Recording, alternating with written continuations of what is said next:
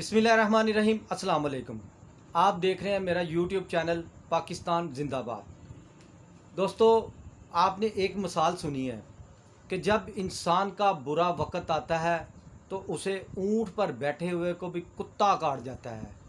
मैंने ये मिसाल क्यों सुनाई? दोस्तों, आपने वीडियो पूरी देखनी है, फिर आपको पता चलेगा कि मैंने ये मिसाल क्यों सुनाई।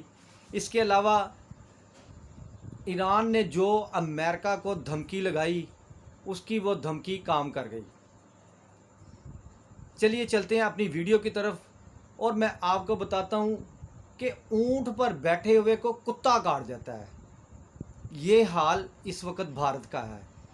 भारत को हर तरफ से ज़िल्लत और रुसवाई का सामना है। भारत पाकिस्तान का अज़ली दुश्मन है।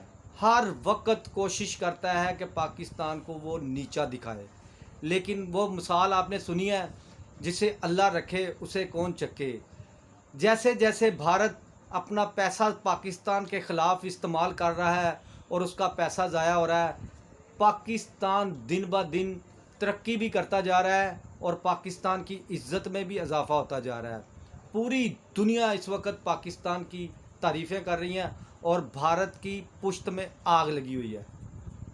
दोस्तों, आप देखें कि डोनाल्ड ट्रंप, नाम तो आपने सुना ही होगा, ब्रांड है। इस वक्त वो पूरी दुनिया को इस तरह घुमा रहा है कि देखें, वो एक लम्हे में एक ट्वीट करता है और उसके बाद वो दूसरे लम्हे में दूसरा ट्वीट कर देता है।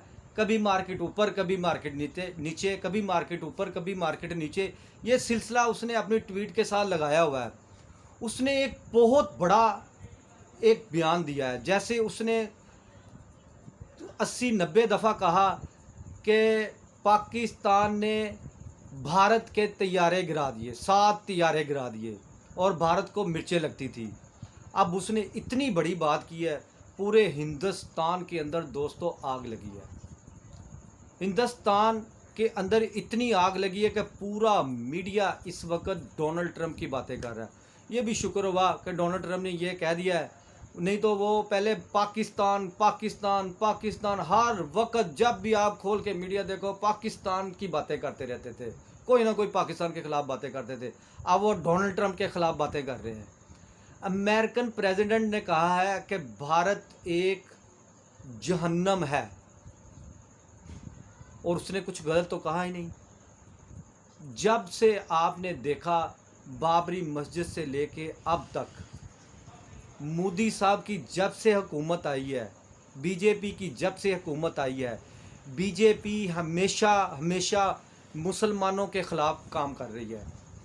वो हर वक्त मुसलमानों के ख़िलाफ़ प्रोपेगेंडा करते हैं। भारत के अंदर ना मुसलमानों की औरतों की इज़्ज़तें महफूज हैं, ना भारत के अंदर कोई कारोबार कर सकता है मुसलमान, ना भारत के अंदर मस्जिदें महफूज हैं। मस्जिदों के अंदर उन्होंने पाबंदियां लगाई हैं कि कोई स्पीकर के अंदर खुतबा नहीं दे सकता, अगर अजान देनी है तो आहिस्ता दें।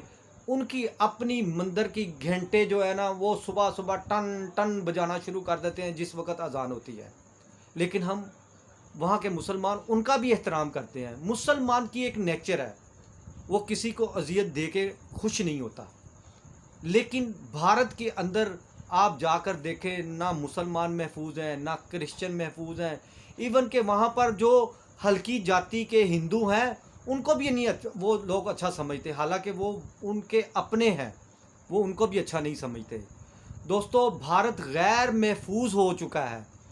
ये जो डोनाल्ड ट्रंप, जिसको आप कॉमेडियन या मजाकिया या कुछ पागल टाइप का इंसान समझते हैं, ना तो ये कॉमेडियन है, ना ये पागल है। ये बड़ी सोच समझ के बातें करता है, लेकिन हमें ऐसा लगता है कि जैसे ये सोच के बातें नहीं करता। ये सामने वाले को देख के उसकी आंखों में आंखें डाल के बातें करता है और समझ जाता है कि ये किस किस्म का बंदा है। मोदी जो अमेरिका में जाता है या किसी और मुल्क में जाता है, वहाँ पर जाकर एक मसनूई हंसी, भारत के अंदर उसके बहुत सारा मीम्स बने हुए हैं, एक मसनूई हंसी है, और जफ्फी डालता है अपने जबाड़े खोल के हंसता है। दोस्तों, ये अमेरिकन प्रेसिडेंट ने बिल्कुल सही कहा है कि अब भारत एक गैर महफूज मुल्क बन चुका है। दोस्तों, भारत के अंदर किसी की इज़्ज़तें महफूज नहीं है। वहाँ पर इतनी ज़्यादा गुर्बत है, इतनी ज़्यादा गुर्बत है कि वो अपने मुल्क की गुर्बत दूर करने की बजाय वो दूसरों के ऊपर नज़रें रख के बैठा हुआ है कि मुसलमानों को आपस में लड़वा दिया जाए। और वो उनके जो गोदी मीडिया है वो कहते हैं इसराइल हमारा भाई है। वो इसराइल तुम्हारा भाई नहीं है, तुम्हारे बाप ने खुद इकरार किया इसराइल में बैठ के कि इसराइल हमारा बाप है। एक इतना बड़ा मुल्क, 1.5 करोड़ की आबादी वाला, एक उंगली के नुक्ते जितना मुल्क इसराइल, सिर्फ असला बरूद लेने के लिए उसने उसको अपना बाप बना लिया है। आज अमेरिका का प्रेसिडेंट कोई अच्छी बात हिंदुस्तान के हक में कर दे तो मोदी ने बढ़ चढ़ कर अपनी तारीफ़ें करनी और असम्बलियों में तकरीरें करेगा। उनकी असम्बली में बैठकर आप जाकर देखें वो किस तरह लोग उसके ऊपर लानते डालते हैं।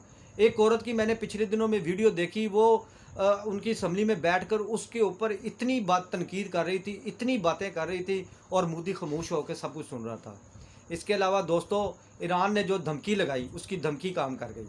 अमेरिका जो ख़ुद को दुनिया का गौर समझ बैठा था दोस्तों, वो चकनाचूर, उसका गुरूर हो चुका है। ईरान ने धमकी लगाई कि अगर अब अमेरिका ने मेरे ऊपर हमला किया तो मैं टोटल इंटरनेट ख़त्म कर दूंगा। जो आबना हुर्मुज़ के अंदर से केबल जा रही हैं, एक भी नहीं 7 केबलें जा रही हैं, उसने कहा कि मैं वो सारी की सारी केबलें काट दूंगा।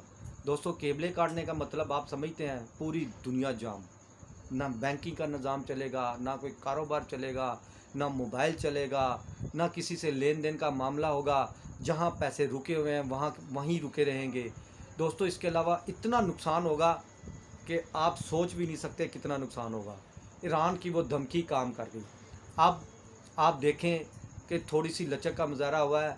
पाकिस्तान के अंदर ईरान के वज़ीर ख़ारजा तकरीबन पहुंच चुके होंगे।